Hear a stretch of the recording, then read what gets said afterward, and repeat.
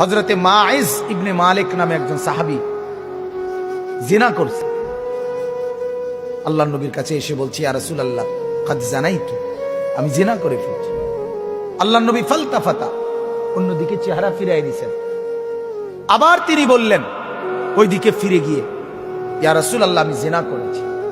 নবীজি আবার চেহারা আরেক দিকে ফিরাই নিলেন।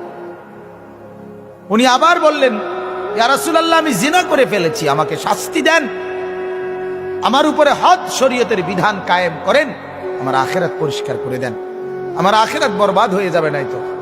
আমি এখন ফয়সালা বিচার মানতে রাজি, আমার রায় এখন করে দেন। আল্লাহর নবী সাল্লাল্লাহু আলাইহি সাল্লাম তিনবারের পরে সাহাবীদেরকে বললেন, খোঁজ নাও সত্যি কিনা। খোঁজ নিয়ে দেখছে সত্যি ঘটনা। আল্লাহর নবী সাল্লাল্লাহু আলাইহি সাল্লাম বলছেন, গর্ত খনন করো। গর্ত খনন করছে।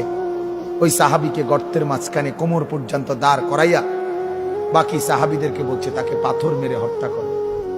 মুসলিম শরীফের হাদিস, একেবারে বিশুদ্ধ হাদিস।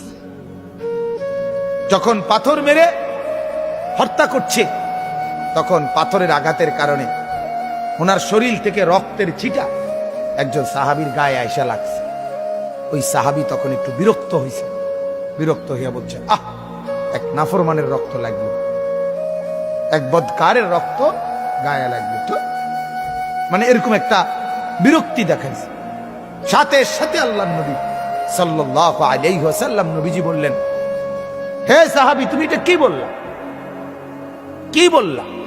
আমার এই মায়েজ গোটা পৃথিবী যা জানতো না, নিজের অপরাধ নিজে স্বীকার করে, নিজের শাস্তি নিজে গ্রহণ করে তওবা করছে।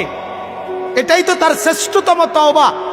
আখিরাতের ভয়ে নিজেকে শাস্তির সামনে পেশ করে দিছে। আল্লাহর নবী তখন বললেন, লাকাদ তাবা তাওবাতান।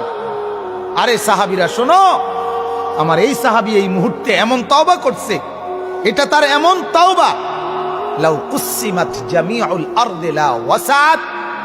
যদি তার এই তওবা বাইটা বন্টন করে পৃথিবীর সমস্ত নাফরমানের গুনার মোকাবেলায় তার তওবা যদি বন্টন করে, আল্লাহ তাআলা সবাই মাফ করে দিবে। তার তওবা এত ভারী, কারণ সে তো নিজের অপরাধ নিজে কি করছে, স্বীকার করে নিছে।